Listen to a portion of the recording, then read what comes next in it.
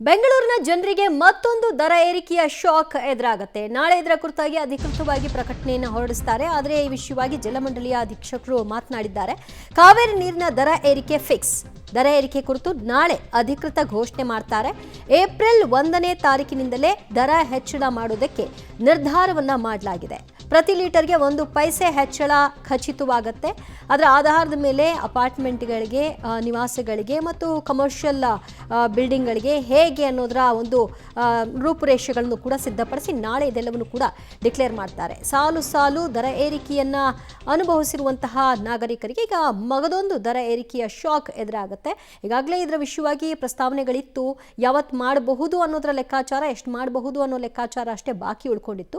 ನಾಳೆ ಅಧಿಕೃತವಾಗಿ ಇದರ ಘೋಷಣೆ ಆಗುತ್ತೆ. ಏಪ್ರಿಲ್ 1ನೇ ತಾರೀಕಿನಿಂದಲೇ ಇದು ಜಾರಿಗೆ ಕೂಡ ಬರ್ತಾ ಇದೆ. ನೀರು ದುಬಾರಿ ಆಗ್ತಾ ಇದೆ. ಡೊಮೆಸ್ಟಿಕ್ ಕನೆಕ್ಷನ್ಗೆ ಗರಿಷ್ಠ ಲೀಟರ್ಗೆ 1 ಪೈಸೆಯನ್ನ ಹೆಚ್ಚಳ ಮಾಡಬೇಕು ಅನ್ನುವಂತಹ ನಿರ್ಧಾರಕ್ಕೆ ಬರಲಾಗಿದೆ ಅಂತ ಈಗಾಗಲೇ ತಿಳಿಸಿದ್ದಾರೆ. ಜೊತೆಗೆ 8,000 ಲೀಟರ್ ಒಳಗಿರುವಂತಹ ಸ್ಲ್ಯಾಬ್ ಲೆಕ್ಕಾಚಾರದಲ್ಲಿ ಪೈಸೆ ಹೆಚ್ಚಳ ಆಗ್ತಾ ಇರೋದು. 8,000 ಒಳಗಿರುವಂತಹ ಸ್ಲ್ಯಾಬ್ಗೆ 15 ಪೈಸೆ ಹೆಚ್ಚಳ, 25ರಿಂದ 55,000 ಲೀಟರ್ ನೀರು ಬಳಕೆದಾರರಿಗೆ 80 ಪೈಸೆ ಹೆಚ್ಚಳ ಆಗಲಿದೆ. ಇದು 25ರಿಂದ 55,000 ಲೀಟರ್ ಬಳಕೆದಾರರು 50,000ದಿಂದ 1,00,000 ಲೀಟರ್ನ ನೀರು ಬಳಕೆ ಮಾಡ್ತಿದ್ದೀರಿ ಅಂದರೆ 1 ಪೈಸೆಯನ್ನು ನಿಗದಿಪಡಿಸಲಾಗುತ್ತೆ. ಸೊ ಈ ಮೂಲಕವಾಗಿ ಸ್ಲ್ಯಾಬ್ಗಳ ಆಧಾರದ ಮೇಲೆ ಇದನ್ನು ಡಿಸೈಡ್ ಮಾಡ್ತಿದ್ದಾರೆ. ಹಲವು ಆರ್ಥಿಕ ಹೊರೆಗಳು ಈಗಾಗಲೇ ಜನಸಾಮಾನ್ಯರ ಹೆಗಲನ್ನು ಹೇರಿದೆ. ಈಗ ನೀರಿನ ಬಿಲ್ ಕೂಡ ಹೆಗಲೇರ್ತಾ ಇದೆ ಈ ತಿಂಗಳಿನಿಂದ. ಇದ್ರ ಬಗ್ಗೆ ಮಾತನಾಡೋದಕ್ಕೆ ಅಂದರೆ ಎಷ್ಟು ಪ್ರಮಾಣದಲ್ಲಿ ಹೆಚ್ಚಳ ಆಗುತ್ತೆ, ಹಾಗೆ ಗೃಹ ಬಳಕೆ ಹಾಗೆ ವಾಣಿಜ್ಯ ಏನು ಫ್ಯಾಕ್ಟ್ರಿಗಳಿದ್ದಾವೆ ಅಲ್ಲಿ ಎಷ್ಟು ಹೆಚ್ಚಾಗುತ್ತೆ, ಇದೆಲ್ಲದಕ್ಕೂ ಸಂಬಂಧಪಟ್ಟಂತೆ ಮಾತನಾಡೋದಕ್ಕೆ ನಮ್ಮ ಜೊತೆಗೆ ಜಲಮಂಡಳಿಯ ಅಧ್ಯಕ್ಷರಿದ್ದಾರೆ ಡಾಕ್ಟರ್ ರಾಮಪ್ರಸಾದ್ ಮನೋಹರ್ ಸರ್ ಅವರು. ಅವ್ರನ್ನ ಮಾತಾಡಿಸ್ತಾ ಹೋಗ್ತೀನಿ. ಸರ್ ನಮಸ್ಕಾರ. ಎಷ್ಟು ಹೆಚ್ಚಳ ಆಗುತ್ತೆ ಸರ್? ತಮಗೆ ಈಗಾಗಲೇ ತಿಳಿದಿರುವಂತೆ ಬೆಂಗಳೂರು ಜಲಮಂಡಳಿ ಕಳೆದ 60 ವರ್ಷಗಳಾಗಿ ಸೇವೆಯನ್ನು ಒದಗಿಸ್ತಾ ಇದೆ.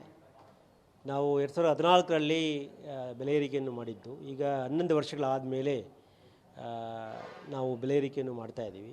ಇಲ್ಲಿವರೆಗೆ ಏನು ನಷ್ಟ ಇತ್ತು ಅದನ್ನು ಸರಿ ಮಾಡೋದಕ್ಕೆ ಒಂದು ಪ್ರಯತ್ನ ಮಾಡಿದ್ದೇವೆ.